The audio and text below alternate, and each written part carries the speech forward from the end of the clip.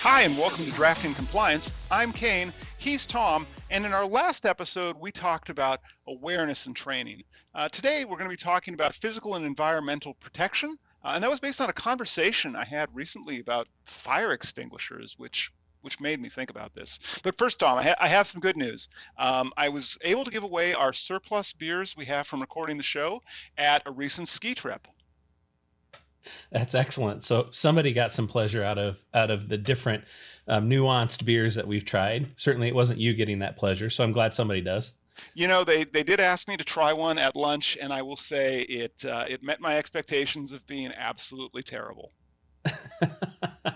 Well, hopefully today's beer isn't terrible because it's one of my favorites. So we'll give it a try, and we'll see what you think of it. Yeah, so Tom sent me this very large can of beer. I don't know why it's this big. Are they supposed to be this big, Tom? Well, certainly my can isn't that big, so you just got lucky. This is Lagunitas Little Something Something. It's a wheat IPA, so that should excite you, I would think. I will tell anybody who's listening that wants to try this beer does hit a little bit. It's 7.5% ABV. Oh, goody. So be careful how much you drink. And Kane, that big can may just be a little too much for you. I don't know. I mean, it's. I think more than like this much out of it might be too much for me, honestly, the way I drink beer. Yeah, absolutely. So I propose that we crack this, pour it. It's not all going to fit in here, buddy. It's not. Well, you can be judicious in your pour. Okay, well, I'm going to try and get it because I'm still learning how to pour beer on camera here. So, you know, for my future CISO to bartender career transition, right? Because that's a thing. That's a beautiful pour. I'm getting better at it. I feel like the beer glass is too small, Tom. I can see through this one though. It's kind of nice. Well, I can actually almost see through it. I was going to say, I don't think you can quite see through it, but it certainly has a nice golden color to it. It's really citrusy. Wow. Got some smell haze. That from here. It's got a citrus scent for sure. Yeah, a lot of pours with a really nice head too. I like that. Yeah. So if it's got this amount of if it's got this amount of orange, is this just basically a breakfast beer? Like you have it instead of orange juice in the morning? Well, in my world, almost any beer can be a breakfast beer. So let's give it a taste and see what we think.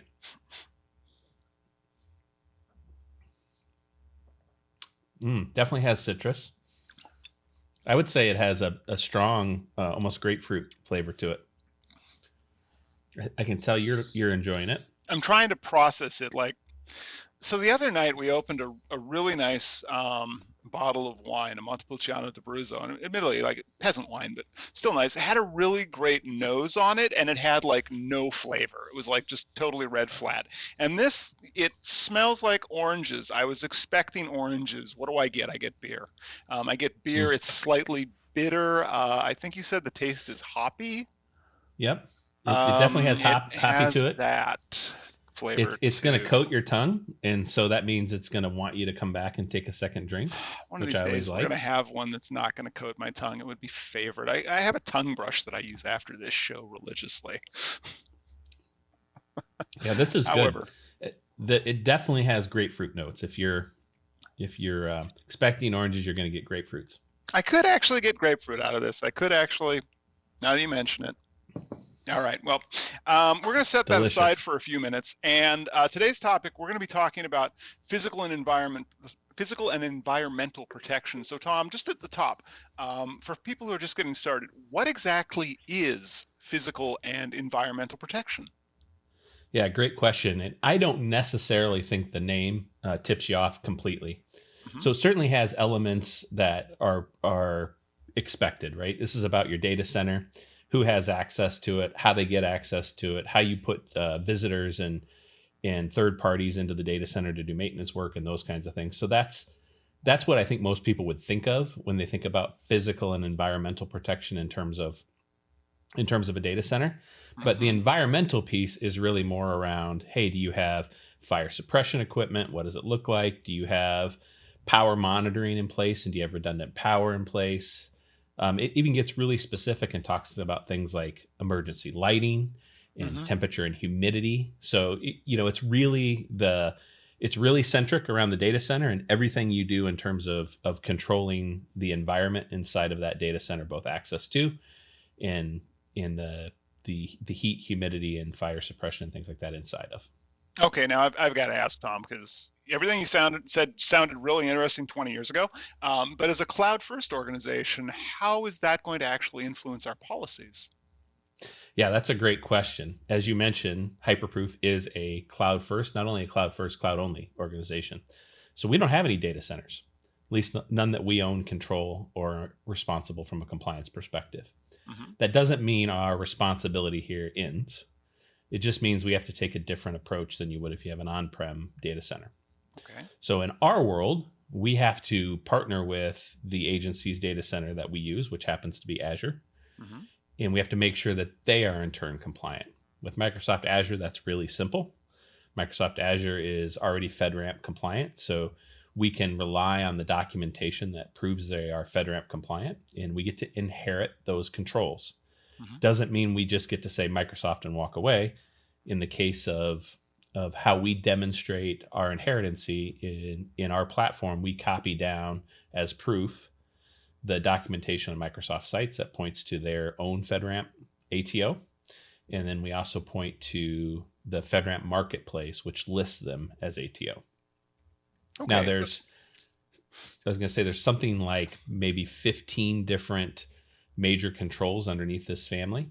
Hmm. So, you have to document that for each and every one in which you are relying on inheritance. Okay, but I'm thinking forward, like, so we don't have access to Azure's data centers. Um, Thinking forward when we get ready for the audit, how are we going to, under that audit, show we don't have, like, we have a lack of access to those data centers? Yeah, it's pretty simple. In terms of Azure, you can look at the contractual elements of your contract. It says right in there you don't have access, Okay. but we can also simply point to the fact that they are FedRAMP certified and show proof that that's where our um, um, authorization boundary resides. So those are the elements that have to come together to show your auditor that you don't have responsibility inside of those walls. Okay, and again, this is about Azure's data centers. So we have staff, right? And I'm going to lead the witness a little bit here with this question, Tom. So what about if we have staff that work from home? And they have access to the FedRAMP data. Are they covered by the physical and environmental protection policies? Yeah, good question. And I think most people would suspect that that's where it resides, but it doesn't. So the physical and environmental protection controls are really all around the data center. There are certainly controls that apply to people that work from home. Those would fall under different groupings like media protection, access control. Then there's a whole section called personnel security. Those are where the majority of those controls are actually going to fall. It's not going to fall underneath physical and environmental protection. I think that's a little unintuitive, but that is the Yeah, way it is. yeah, and I think a lot of our listeners and viewers will be familiar with applying controls to data irrespective of where it's stored. And so my next question, you kind of mentioned, what about a printer? Like, you have a printer, it prints out FedRAMP data at home. Wouldn't that be covered under the physical and environmental protection policy, or is that also one of those non-intuitive alignment exercises? It's definitely one of those non-intuitive alignment exercises. There are a number of controls that should control what gets printed out on a printer, including whether or not you have access to PII or sensitive data at all to print, Hmm. which in the case of what's underneath the authorization boundary, we do not. So we don't have access into any of our customers' data. So that can't be printed. So that's a good thing. Right? But we still have things like clean desk policies and data classifications that govern what can and can't be printed and or left around unprotected at home. Okay, this sounds then like the physical and environmental protection policies and procedures for us are going to be quite easy because we're a cloud-only organization. But um, what about those organizations that are hybrid, Tom? What type of challenges are they going to face in this space? Yeah, that's a great question. So you think about it, there's really three different scenarios, right? You're either cloud first like we are or cloud only like we are. Yeah. Maybe you're an on-prem only organization. So you have Do they to, still exist? I don't know if Do they you do. need a I'd have to time really think machine to hard go about. find one? Yeah, I've consulted at probably upwards of 100 companies, and I can't think of one that exists outside of at least a hybrid scenario. But that third scenario is hybrid, which you have some on-prem and some in some cloud provider. In that case, you have a duality of control, right? So you have some that you have to do the process that we've already described, right? You have to go and document how your provider is compliant. And if they have FedRAMP already, that's a real easy exercise to do, but you still have to do it. In the case where you have on-prem and it fits inside your authorization boundary, you have to apply all of the controls that are under physical and environmental protection to your own environment. So these are things like tracking down how is access granted into your data center? How do you escort visitors in? How do you escort maintenance personnel in? Do you have an emergency shutoff in place? So to me, it's a pretty convincing reason why you don't want to have on-prem data centers going forward if you can avoid it. If you can push that level of scrutiny off to a provider, I certainly think you're in a better position to do so. Yeah, I'm laughing because years ago I was doing ITAR compliance, which is different than FedRAMP. And we had a facility that was functionally on premises, and just the amount of annoyance when the fire marshal wanted to come and do an inspection of the building, like it was a whole goat rodeo to line that up. So I'm glad that we are absolutely missing out on that experience, because I do not recommend it to anyone. But speaking of recommendations, I just want to point one more thing out. You mentioned fire extinguishers earlier. Sure. And I have had more conversations educating fire marshals on non-water based fire suppression than I probably have on any other single thing that I've talked with them in my career. It's hours of my life. So when you want to explain what a Caro 25 is to somebody who understands sprinkler heads, it's very difficult. Wet standpipes, dry standpipes. Oh goodness, yes. No, let's not go there. I think we're going to get into esoteric. Instead, I want us to pivot to beer, or at least back to beer. Would this be a good fire suppression? I think it would be.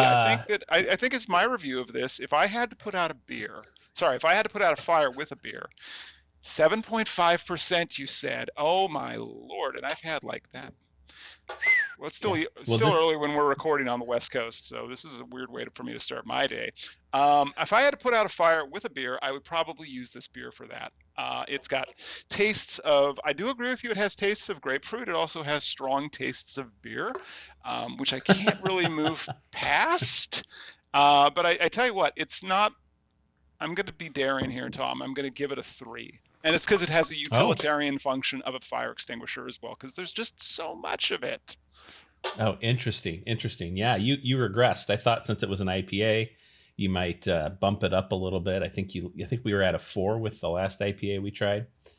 Could be. I am very familiar. More of a fire suppressant, really. Yeah, I'm very familiar with this beer. I drink it pretty regularly. Lagunitas is a great little brewery. So I'm going to score it much higher than you. I'm going to give it an 8.